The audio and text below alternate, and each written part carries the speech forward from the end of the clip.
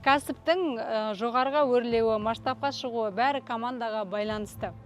Бұл жақта тек қана дұрыс кадр табудан бөлек, оны заң бойынша дұрыс оформлять ету, сол кадрдың сізбен бірге ұзақ уақытқа қалғаны, жауапкершілігі жақсы болғаны, заңдық тұрғыдан инструменттерге, қағаздарға да байланысы бар.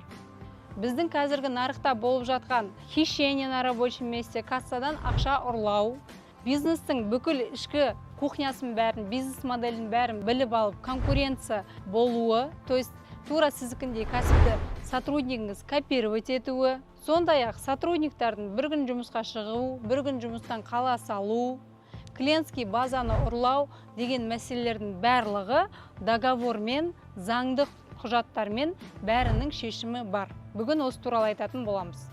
Әр сотрудник сіздің компанияңызға келген кезде, ол ең бірінші собственниктің серьезный подходын, грамотный подходын сезіну керек. Ол не арқылы проявляция етеді? Ол сіздің ұсынып отырған құжаттарыңыз арқылы проявляция етеді.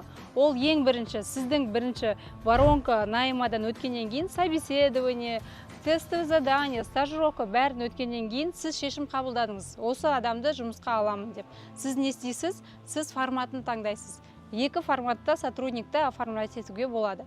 Ең біріншісі ол трудовой договор, еңбек шарты. Еңбек шарты бойынша сізге еңбек кодексі көптеген возможностьтар беріп қойған. Ол не? Жаңа біздің жоғарыда айтып отқан мәселелердің барлығы еңбек кодексімен шешіліп қойған. Еңбек шартымен оформлять еткен кезде сіз жұмыс беруші ретінде, а сіздің сотруднигіңіз жұмыскер ретінде арнайы базада еңбек KZ деген порталда тұрады. Еңбек шартымен бірге сіз сотруднигіңізға не ұсынасыз? Еңбек шартында бізде базовый нәрселер жазылып тұрады. Должность, зарплата, график работы, место работы, адрес работы бәрі жазылып тұрады. Трудовой кодекстегі құқықтары мен міндеттері.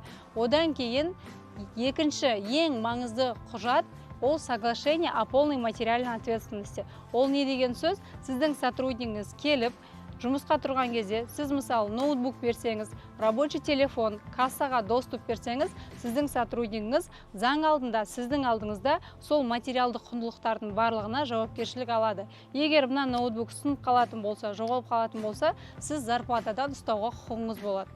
Тура сондай, бұл мелкий заттар. Сіз тауарға доступ беретін болсаңыз, складтың кілтін беретін болсаңыз, ақшаны наличкамен принимать ететін болса, осындай жағдайлардың барлығында сотрудник заң алдында жауап береді. Ол қандай жауапкершілік? Ол уголовный ответственность. Егер сізге добровольный компенсация бермейтін болса, оның кінәлі екендігі 100% құжатпен, аудитпен подтверждация етілсе, ол хищение на рабочем месте уголовный статья болып табылады. Сондай жауапкершілікке дейін жеткізуге болады. Бұл сізге не береді? Сіздің компанияңызда хищенияға жауапкершілік бар. Сіздің басқа сотруднигіңіздарға ол пример болып үлгі ретінде көрсетіледі. Басқа сотрудниктарыңыз ондай іс-әрекеттерге бармайтын болады.